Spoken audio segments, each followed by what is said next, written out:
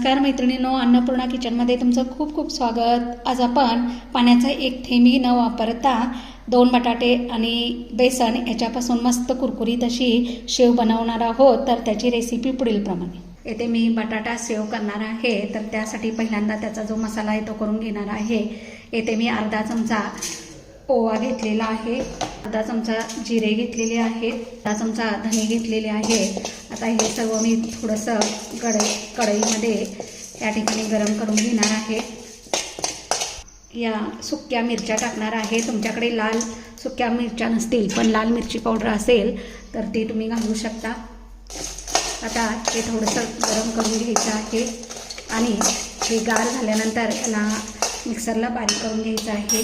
मी 2 बटाटे घेतलेले आहेत। ही बटाटे मी या पुरणाच्या चाळणीवरती या ठिकाणी बारीक करून घेणार आहे, कारण आपल्याला त्याची एकदम बारीक पेस्ट करायची आहे। त्याला आपल्याला गाठी ठेवायच्या नाहीत, गुठळ्या ठेवायच्या नाहीत।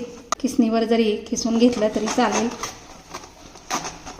इथे बटाटे मी अगदी मऊसूत अशी शिजवून घेतलेली होती। आता ही बटाटे खिसून झालेली आहेत। यामध्ये आपण घट्ट गोळा होईपर्यंत बसेल एवढं या ठिकाणी डाळीचं पीठ घालायचं आहे, बेसन पीठ घालायचं आहे। पीठ हे थोडं थोडं करून घालायचं आहे आणि याच्यामध्ये मी तांदळाचं पीठ या ठिकाणी 2 चमचे घालत आहे। त्यानंतर याच्यामध्ये मी 1 चमचा हळद घालत आहे, थोडासा हिंग घालत आहे। हिंगानं जो मसाला आपण गरम करून घेतलेला होता तो थंड झालेला आहे। आता हा मिक्सरच्या भांड्यात घालून याला बारीक पूड करून घ्यायची आहे। याच्यामध्ये मी थोडंसं मीठ घालणार आहे, त्यानंतर थोडीशी साखर घालणार आहे। पुन्हा एकदा याला फिरवून घेणार आहे। तुमच्याकडे आमचूर पावडर असेल तर तुम्ही आमचूर पावडरही याच्यामध्ये घालू शकता। ते मी धने, जिरे, ओवा आणि मिरची बारीक करून घेतलेली आहे, त्याची पूड याच्यामध्ये मी घालत आहे। मध्ये थोडंसं मीठ घातलं होतं, आणखी थोडंसं मीठ आपल्याला याच्यामध्ये घालायचं आहे आणि याला पाण्याचा वापर न करता या ठिकाणी या बटाट्याच्या खिसामध्ये आपल्याला हे पीठ मळून घ्यायचं आहे।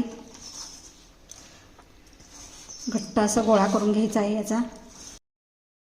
आपलं पीठ मळून तयार झालेलं आहे। ह्याला मी 5 मिनिटं झाकून ठेवत आहे।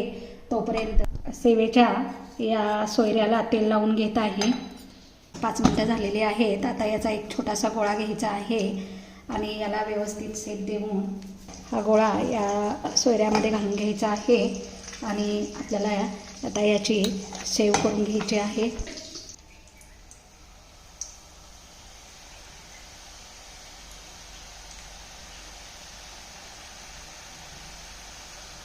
इथे शेव पाडून झालेली आहे।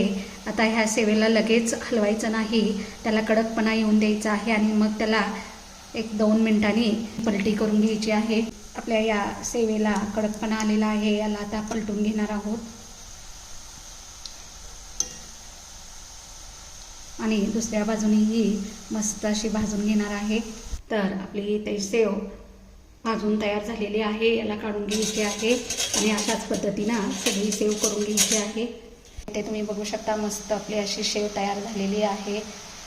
साच्यातून जाड लेअर त्याच्यावरती द्यायचा आहे, म्हणजे आपली शेव तुकडे पडत नाहीत किंवा आहे तसा त्याचा जो बंच आहे तो तसाच राहतो। तर येथे तुम्ही बघू शकता की 2 बटाटे आणि 1 कप बेसन, 2 चमचा तांदळाचं पीठ याच्यापासून भरपूर एवढी शेव अशी तयार झालेली आहे आणि येथे पाण्याचा एकही थेंब वापरलेला नाही। ही आपली शेव आहे ती 1-2 महिने अशी कुरकुरीत राहू शकते। तर या ठिकाणी अतिशय खमंग अशी ही आपली शेव झालेली आहे। तर तुम्ही बघू शकता या ठिकाणी याला किती कुरकुरीतपणा आलेला आहे। तर तुम्ही अशी शेव करून बघा। माझी ही रेसिपी तुम्हाला आवडली असेल तर तुम्ही ही या ठिकाणी अशी शेव करून पहा आणि मला कमेंटद्वारे सांगा। सोप्या रेसिपी तुम्हाला आवडत असतील तर तुम्ही माझ्या चॅनलला लाईक आणि सबस्क्राईब करायला विसरू नका।